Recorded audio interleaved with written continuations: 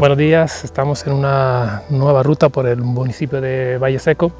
Hemos partido del Pago de Lanzarote, hemos callejeado por sus calles y hemos subido por el camino que tomamos la última vez, ahora en sentido ascendente, y que nos conduce al camino de bajada que sí que hicimos también la otra vez hacia la Cañada de Saúco. Ese es el único tramo, la Cañada de Saúco, que repetiremos con respecto a la ruta que hicimos hace una semana. Me da igual repetir porque es precioso, además lo vamos a hacer con otra luz, ya lo he hecho por la tarde, lo hice a media mañana y ahora vamos a ver justo al, prácticamente, no se puede decir al amanecer, pero bueno, un poquito más temprano. Vamos a ver qué tal va la cosa.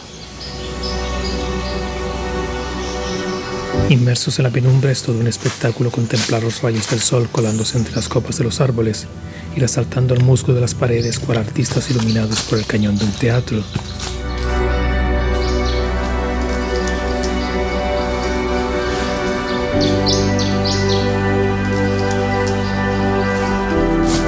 Las primeras horas de la mañana en este reducto de Laurisilva son cuando menos íntimas.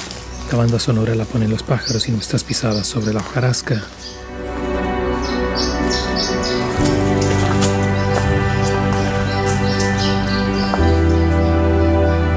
Y antes de abandonar la cañada, nuestra cita obligada con nuestro amigo el encontradizo gato pardo.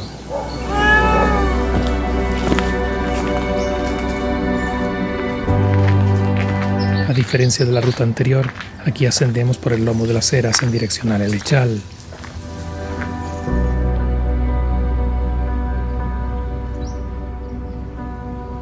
Lanzarote, de ahí venimos. Y no, su topónimo no tiene que ver con la isla Canaria.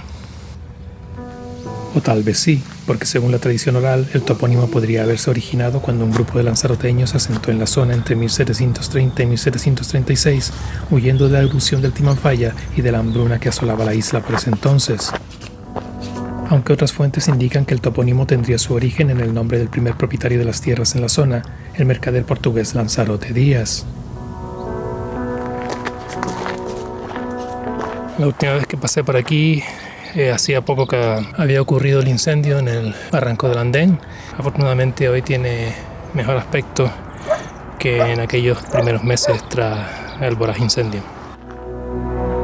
El incendio, el mayor de los 3 del verano 2019, comenzó el 17 de agosto como consecuencia del contacto de un hermoso ejemplar de pino con un tendido eléctrico propiedad de la Heredad de Aguas Tarucas y Firgas sin el adecuado mantenimiento. 9.000 personas evacuadas y 10.000 hectáreas quemadas en un perímetro de unos 80 kilómetros repartidos entre 8 municipios. El fuego se cebó con el corazón verde de Gran Canaria, afectando incluso al 30% del pinar de Tamadaba. Alabado por uno y denostado por otros, polémica fue la decisión de Federico Grillo, jefe de emergencias del Cabildo de Gran Canaria, de dejar entrar el fuego en el icónico espacio natural.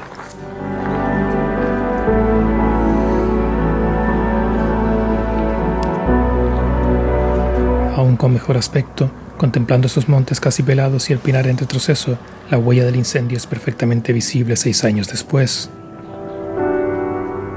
Aunque evidentemente hay zonas que ya no se pudieron salvar, como esta ladera en la que todavía se ven los troncos de los pinos que cayeron en el incendio. Siendo extremadamente optimistas, si de algo sirvió el incendio fue para desvelar hasta 1 millar de elementos etnográficos ocultos, entre los que se encontraban antiguos bancales, eras, caminos y acequias.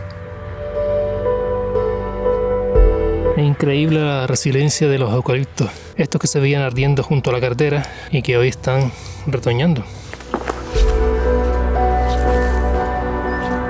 Controlado el 25 de agosto, fue declarado extinguido el 26 de septiembre, 40 días después de su inicio. Sin embargo, esta zona, esta parte de la loma quedó totalmente chamuscada y no se ha vuelto a recuperar más, ni creo que tenga visos de hacerlo en el futuro cercano.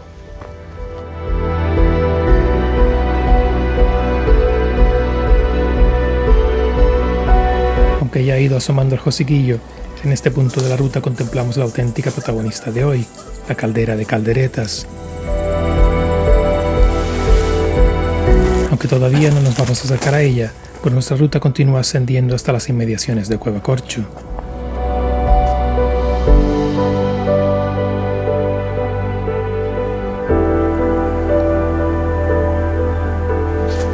El topónimo de corcho no deriva de la presencia histórica de alcornoques en la zona, especie de cuya corteza se extrae el corcho.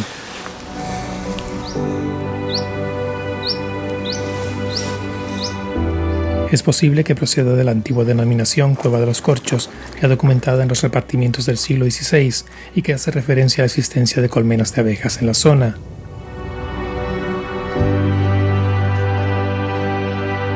Corcho es el segundo término más frecuente para denominar una colmena y sigue aún utilizándose en las islas de Tenerife y El Hierro.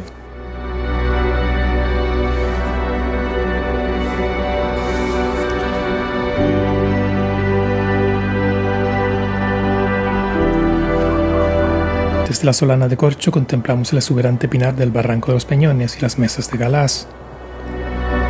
La verdad es que no pudimos elegir un mejor día para retratar este precioso lugar.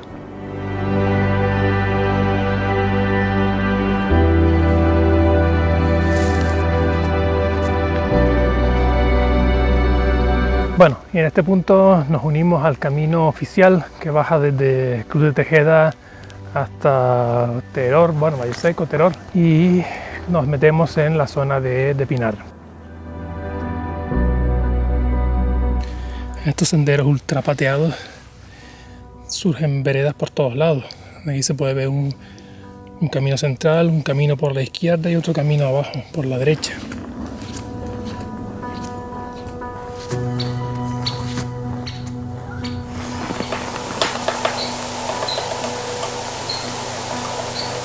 Desde el punto de vista fotográfico, los caminos por el Pinar no son muy atractivos, pero desde el punto de vista del senderista, el sentir la brisa entre las copas de los pinos es una sensación muy relajante y la verdad que da gusto caminar por ellos. Y ahora sí, comenzamos a disfrutar del entorno de la caldera de Calderetas. La actividad volcánica que dio origen a esta amplia caldera y de la que deriva su topónimo configuró también el suelo sobre el que se asienta Valle Seco. Ejemplo del vulcanismo reciente de la isla, se trata de un volcán con 3 bocas eruptivas en forma de herradura, cuyo interior presenta una amplia explanada habilitada como zona agrícola. Los helechos están un poquito chuchumíos por aquí.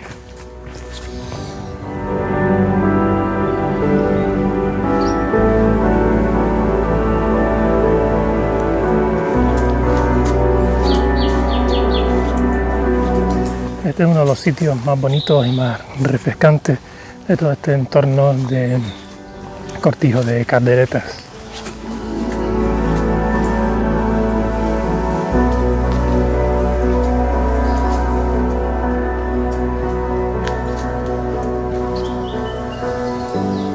Los bordes de la caldera están tapizados por castaños, olmos y pinares, encontrándose en su interior y en el entorno de una finca privada, una casa tradicional canaria que data de finales del siglo XIX, que por falta de cuidado se va deteriorando con el paso del tiempo. Junto al camino aflora una acequia en la que se ubica el lavadero de Calderetas. Un comentario anónimo en la web de turismo de Valle Seco evoca el pasado reciente de la caldera. Un lugar con animales domésticos donde se cultivaban los productos de cada estación con tierras atendidas todo el año. Un lugar donde los niños de Lanzarote jugaban a la pelota, buscaban nidos, cogían pájaros en el estanque o se deslizaban por el cable que bajaba de la loma hasta la boca del pozo. Ahí tenemos a Valle Seco y de banda sonora tenemos la actuación musical en Fiestas de la Manzana.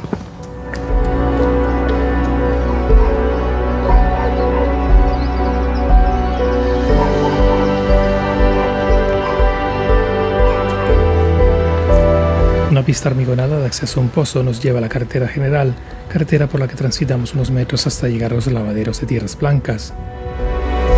Por aquí fluye el agua de las galerías de Crespo, excavadas hasta 1 kilómetro de profundidad, este agua atravesaba el municipio de Valleseco hasta la laguna y Osorio y bajaba hasta Teror. Dos preciosas e imponentes araucarias nos escoltan por este bello pasaje que nos devuelve hasta nuestro punto de partida en Lanzarote.